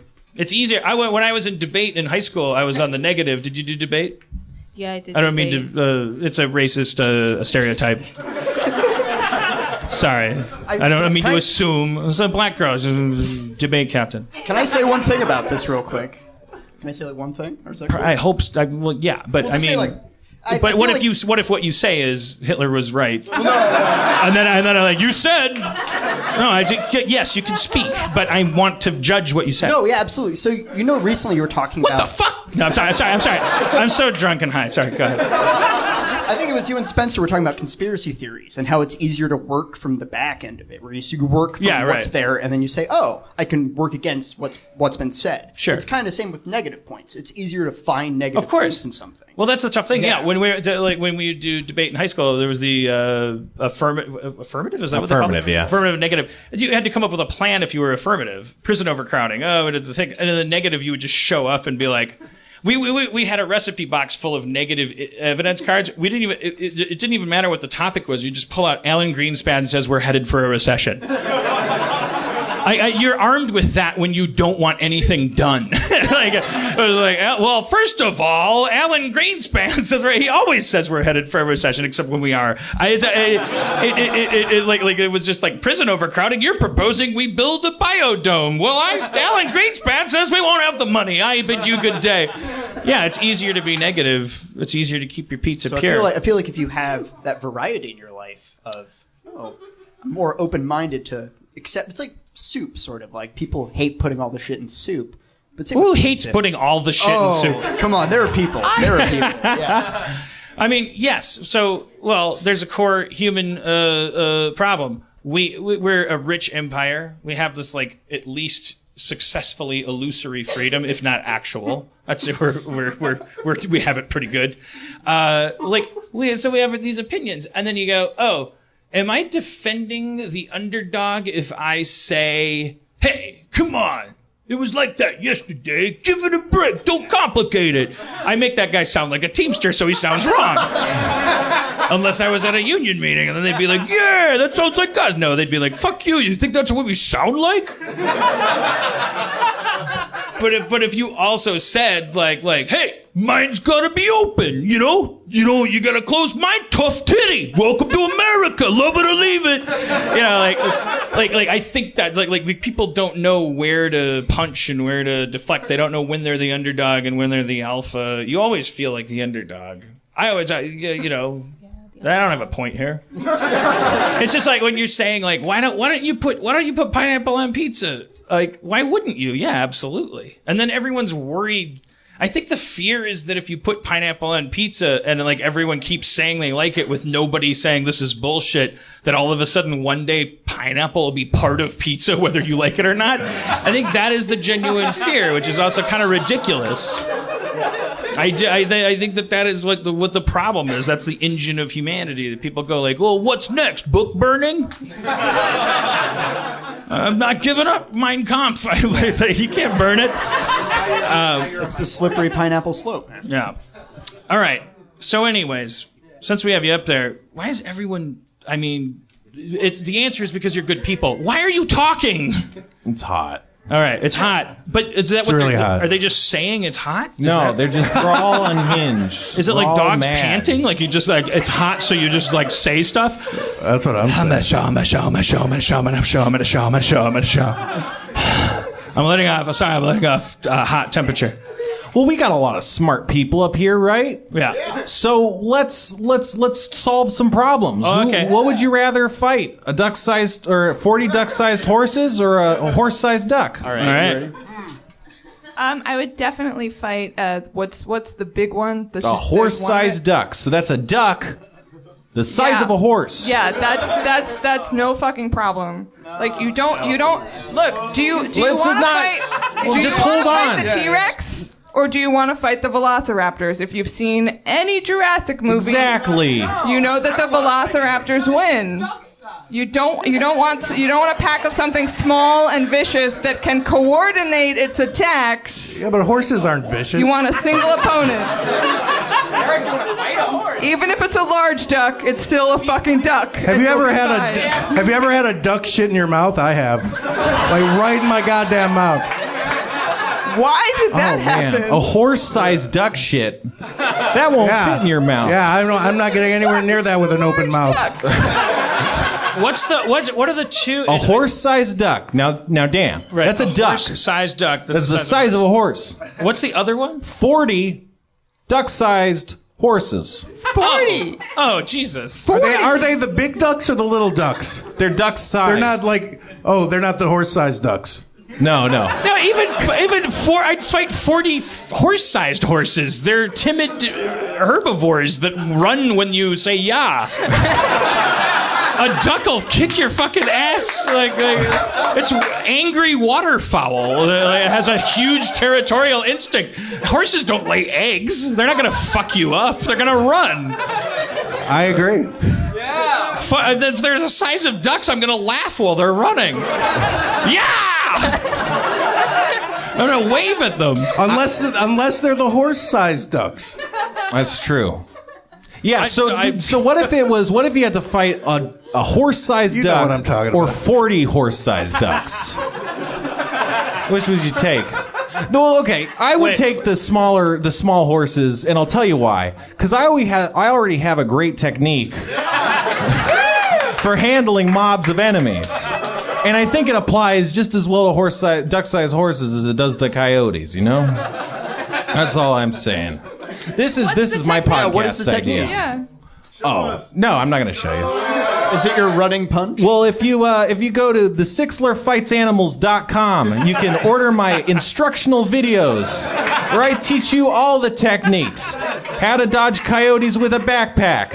How to take on horses with carrots. How to take on sharks with an eyeball. All the classic techniques. Sharks hate an eyeball.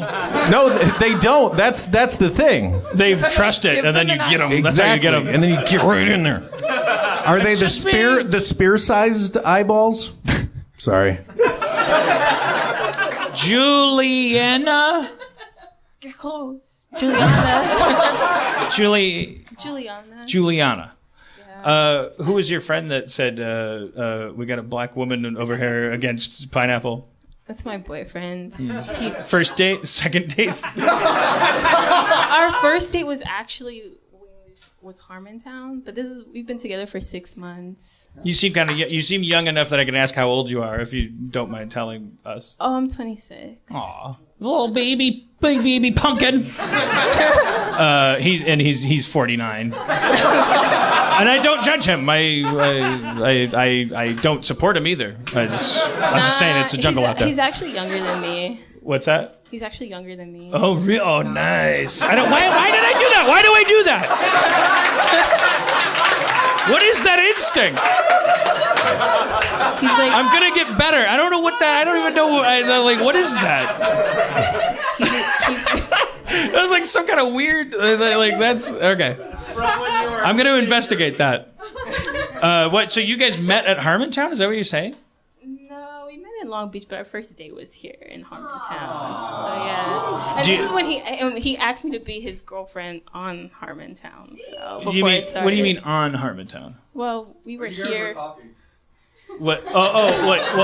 Wait. Who's that guy? Is that your boyfriend or is that? Yeah, that's my boyfriend, the Asian one in the back. I can't see him, but I know he's there. So while we were doing the show, is he? Yeah, he asked me, and then I thought about it, and never a good sign.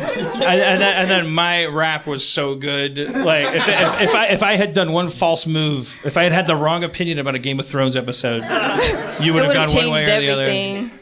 And instead, you chose to make him the luckiest Long Beach Harmontown fan in the 3-block radius for the next 3 to 5 months. Yeah. Statistics say. How's your life in LA? Can we ask you personal questions? Yeah, sure, you can ask me personal questions. What do you do for rent paying? I work for, I used to work for the government, and then... What the fuck? I don't even know if I could talk about it on here, but I feel like it's fine. I used to work for them, but now I work at a medical office in Santa Monica, which is... It's okay, but... A medical office, so people come in and they go, I might be sick at some point. Yeah, they call in and they're like, we might be sick. And I'm like, well, we don't have, maybe you should go to we don't have the means to help you, but... maybe you should go to the emergency room. And then they're like, no, I don't want to. But I'm like, I don't know what I can... So it's just a place that you tell them to go elsewhere? No. I want to open up one of those. No. Yeah, no.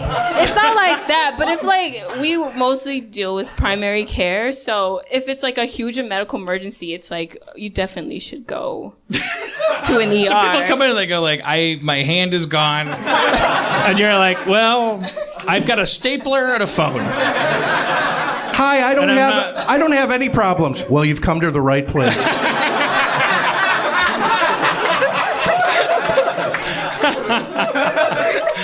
Does it represent any kind of how close is this to your what's your fantasy about your career path, your vocation, your role? I don't even want to pin you down. Maybe you want to be the vapor of light, but what would you hope would happen from your very limited time on this earth? I would like to be a doctor in the future. All right, medical office seems it's like the mailroom of probably, I'm assuming, I don't know. Yeah. My cartoonish understanding of the medical industry. Here you go, doctor, there's 3 sick people for you today. Boy, I stayed up all night sorting them. I arranged them from sick to sickest. Hope you have a great Father's Day. Young man, what are these? I'm not a young man, I'm a young black woman. I just happen to talk like this because Dan Harmon can only understand young Jewish men in a mailroom. He was raised on 60s musicals. There's some blackboard medical problem that she solves. I didn't hear that, but what's your name again? Ralph? Hunter. Hunter, yeah. All right. Ralph was not a good guess. All right. What do you do? Hard to follow. What do you do? Computer, software engineer. Boo. Oh, sorry. That's awesome. Computer software engineer. That sounded suspicious. I don't believe that you have a job or. No, yeah, I work. You have to prove you're not a murderer. What do you want me to say? Tell him about GPL. No, I'll give him my own test to see if he's a murderer. Let's say she's getting a bucket. Well, what does she put in it? In what order? Okay. Let's say she has lotion. Oh, now you really? Okay. That's what tipped it in. Okay. All right. I feel like a fucking idiot. All right. This is a basket, right? A basket, a bucket. It was a basket. All right. I'm on your side. I'm a piece of shit. Okay, thank you. Well, that's better news than you think. I didn't want to think that we could just that there was some kind of weird gauze between a reference and it going in the hoop. I'm glad I had it fundamentally wrong. Thank you. All right. So it says you're going to need a bigger bus. All right. Your name was Alon Horpo? Hunter, yeah. Okay. Horpo. It wasn't even a good guess. I had to pass over Hunter to fake guess Horpo. It's just bullying. Because Hunter's a cool name. Thanks, man. I want to take it away from you. It's a cool name. It sounds literally like a hunter. Yeah, I was thinking that too. It's like if your name was Fireman.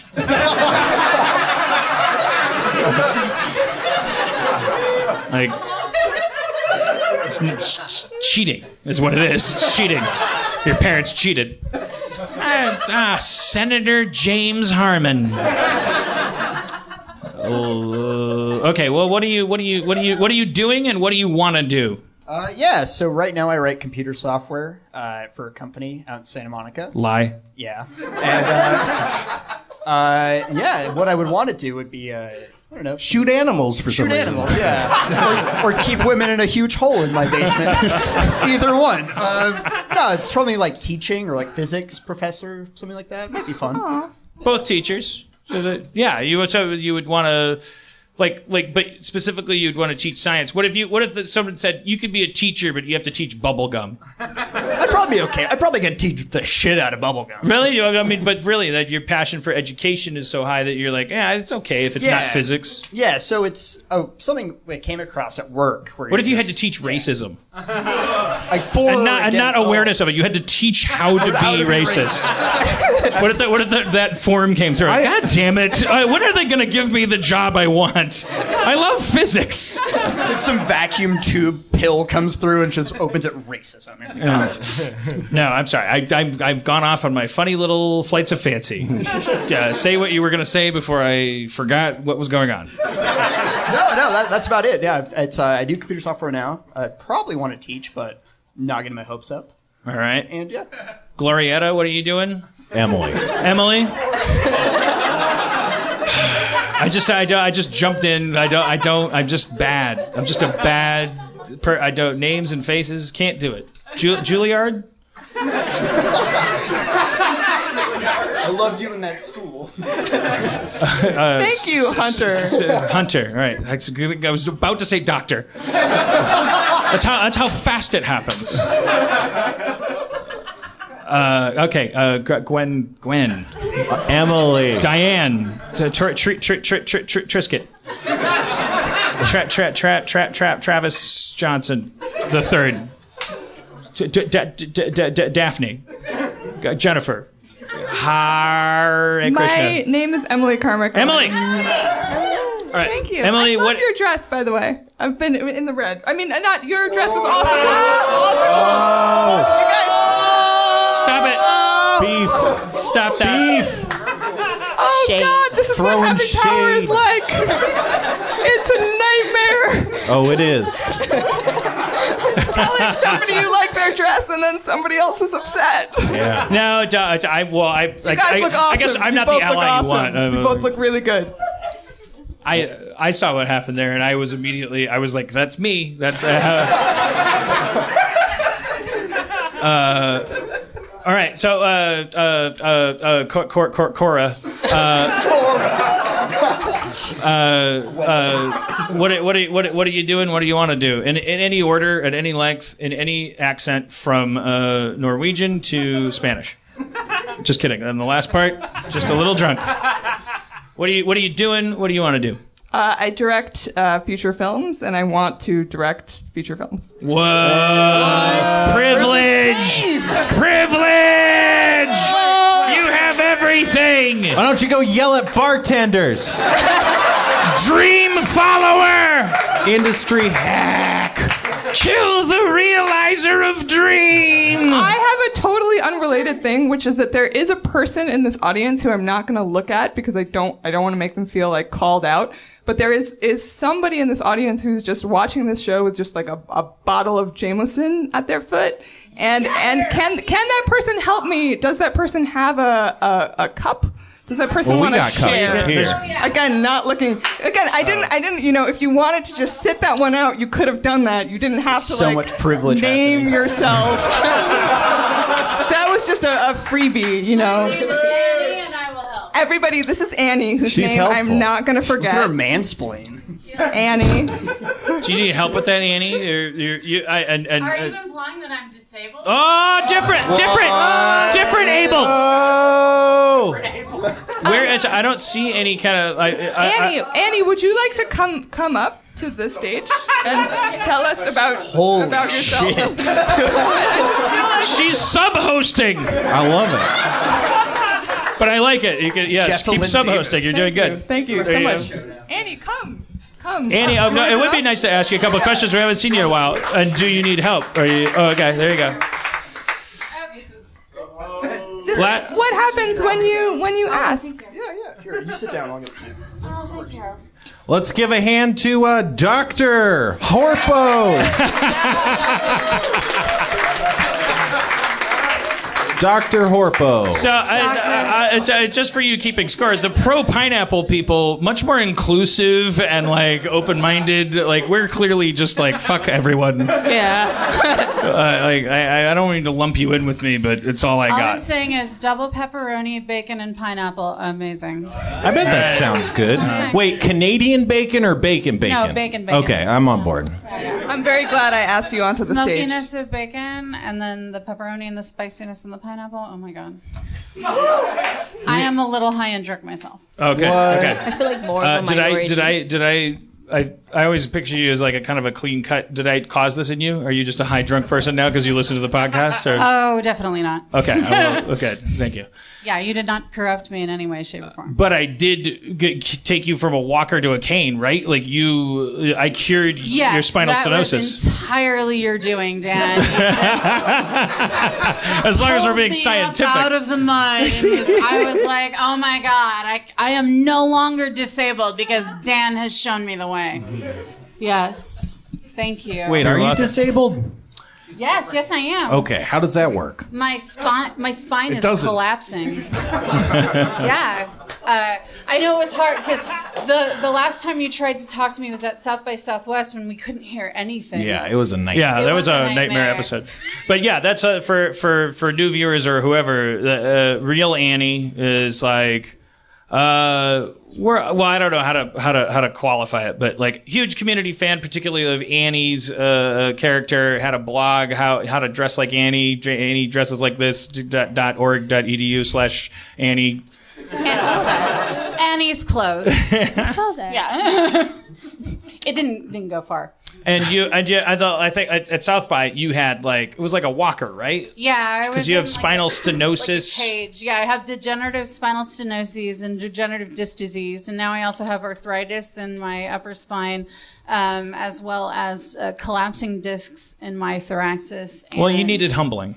Yeah. It was the spinal stenosis was going to your head. I found myself thinking, boy, she needs to be taken down a peg. I hope she gets arthritis.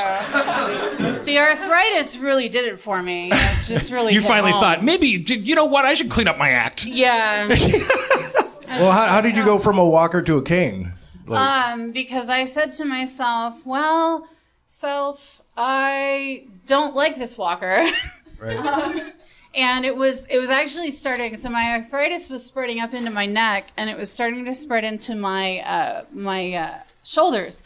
And I asked my doctor, why is that?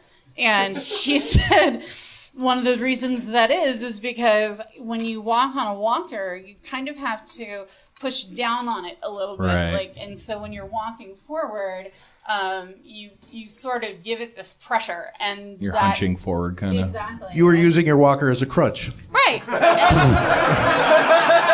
And they called you out on it. It's exactly. It's like you need it to help you walk or something. So I said, "Fuck that," and which is not unlike what I said to Dan. If any of you remember that episode. It's the same exact way she said it. Exactly. And so I just said, okay, I'm going to start using my cane more.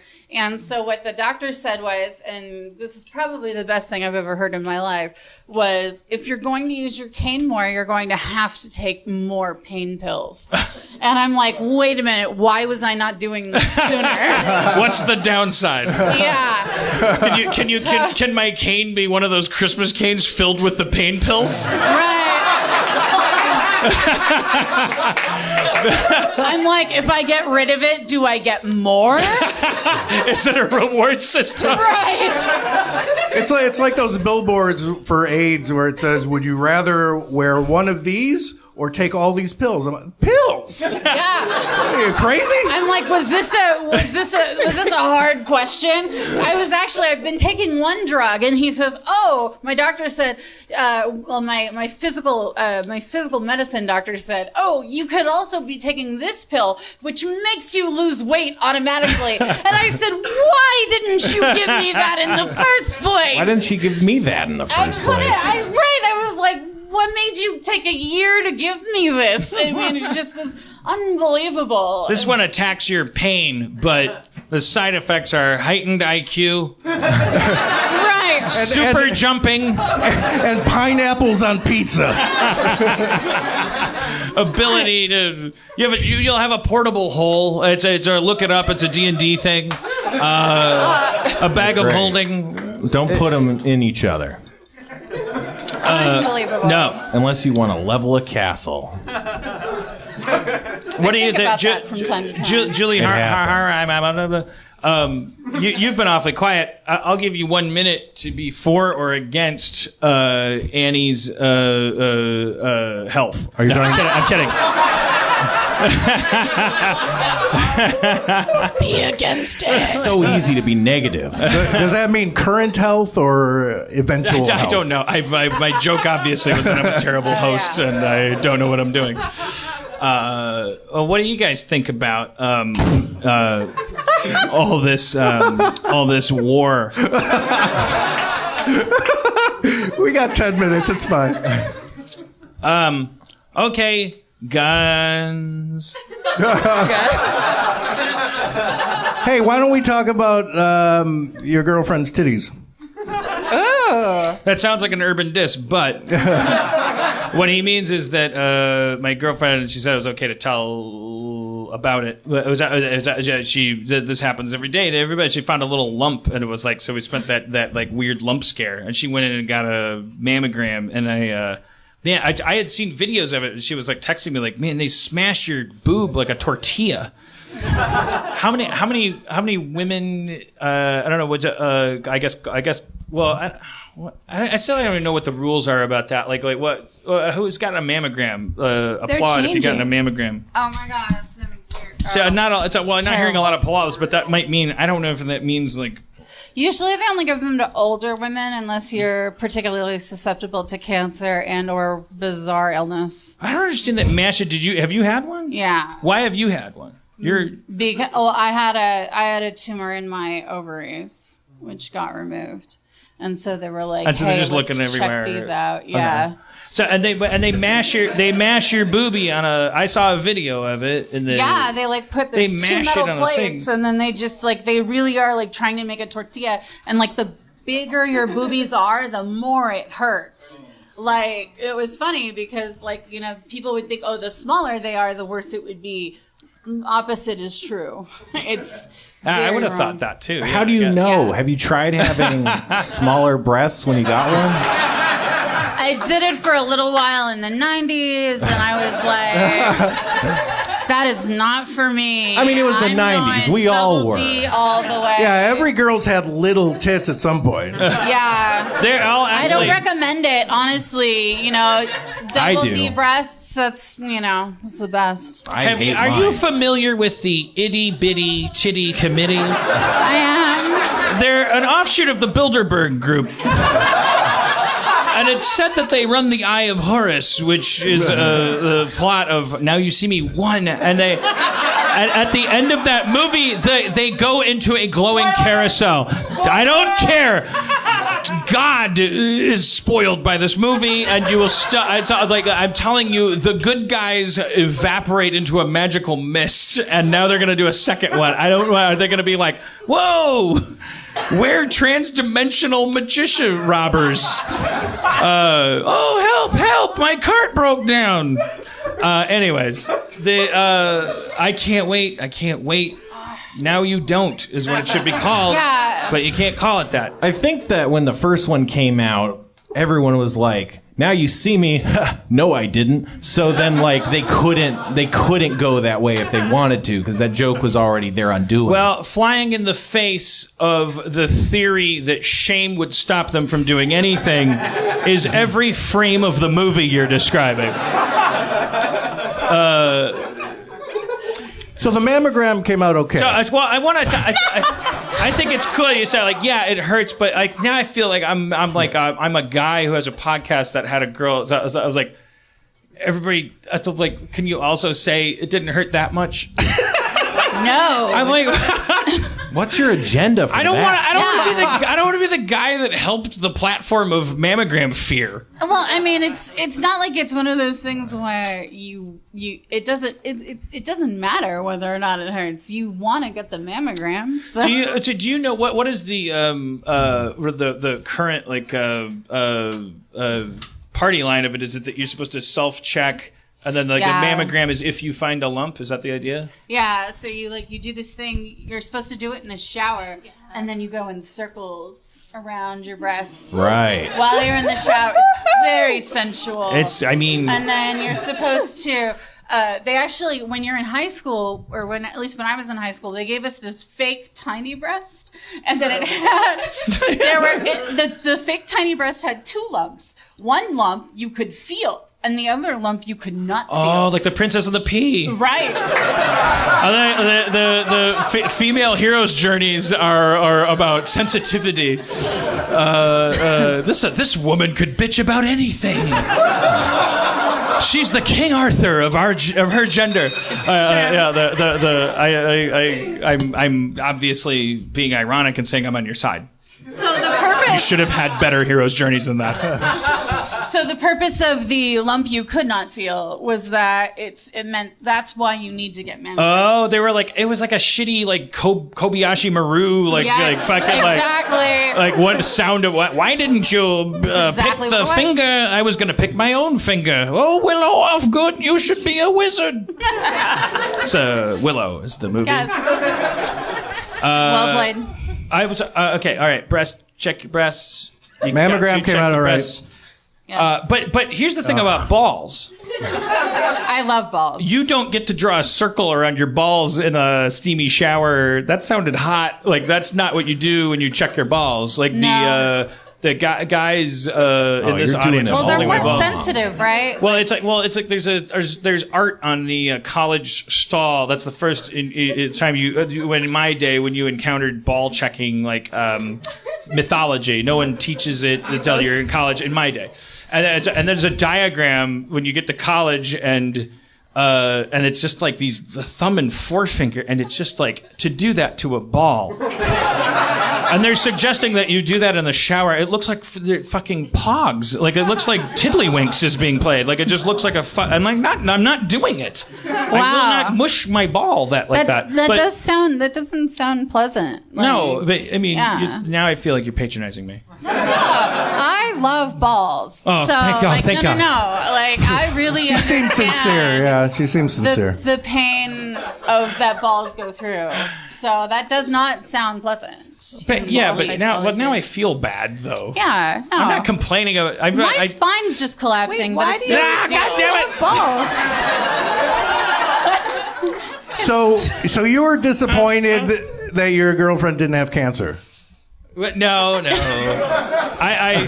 He's compacting a very, very long, complicated story that was like, I love Cody so much. It was like, I was trying to explain this to my therapist, and I said to her, I'd never say this out loud. Oh, really? Because it's fucking complicated. I was trying to express a thing. It's like, why would you bring this up? Like, because you said we were going to talk about it. Well, no, I did. I never said that. I didn't say I'd like to talk about this aspect of it, but it was like, it's hard to explain. It was like, I found out I love my girlfriend so much that I was like, kind of like part of my brain was like stoked about proving it. Like I don't know. It's and like, she was a little disappointed too, right? Yeah, I don't know, but it's like it's not a thing to talk about. Like this is a private thing. It's like I don't know. It's like complicated, but I mean I'm okay. I mean like sorry, I broke your no rules. If it was 8:15, I'd be like, okay, yeah, let's make the episode about this. I want to make this understandable. It might not be something to talk about, but is it something to rap about? Best comptroller ever!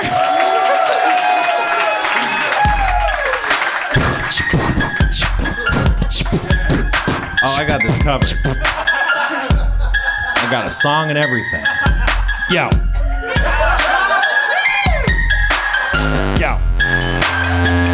Give it to him. I got Janella area. I got Helena Daria. I got Gwen Maria. I got Spencer and all of your mamas. What? Oh, shit. Excuse me for a second. What the fuck? Uh-huh. Yeah, Dan. Yeah. Yeah, Danny's gonna rap you. Okay, well, I was. Yeah, Dan. All right, that's cool. Our rap intern, Janessa. All right. Don't get discouraged. Yo, thank you. Take it from the one. Okay, yo. 1, 2, 1, 1, 2. I got a 1 and it's going in my shoe. I got a sock and you know what to do. I put it on my toe and I get some glue. I attach the shoe to my sock. I go out and I find a sizable rock. And I put my foot on it. I sit there for 6 hours and write a sonnet. I say, yo, your face is like a comet. I fucked your mama so hard, I made her vomit. I want to fucking animate you, Wallace Gromit. I want to do it if you, Jerry and Tomit. I'm going to fuck you so hard, I'm going to glom it onto. Why am I trying to do that thing where you repeat the rhyme a million times? Those people write those things for hours. It's over ambitious. Fucked your mama so hard, her pussy needed flowers. That's a funeral. Laid it on her grave. Fucked your mama so hard. Her life was mine to save. Gave it CPR. Gave it ABC. Gave it 222 and there's some TLC. What? Who's?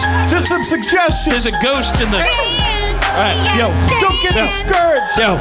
Harmontown is the place where rap was born. I fucked your mama so hard her sheep got shorn. I put razors inside her barn. I fucked your mama so hard she told a motherfucking yarn. Woo! All right, that's it for for the show. Some of you should really think about yourselves tonight. Let's have a hand for Henrietta. Goblet. Annie, Helen, Cora, Trisket, Glorietta, and Juliana. Nicely done, Spencer. Our comptroller, Spencer Crittenden. Thank you.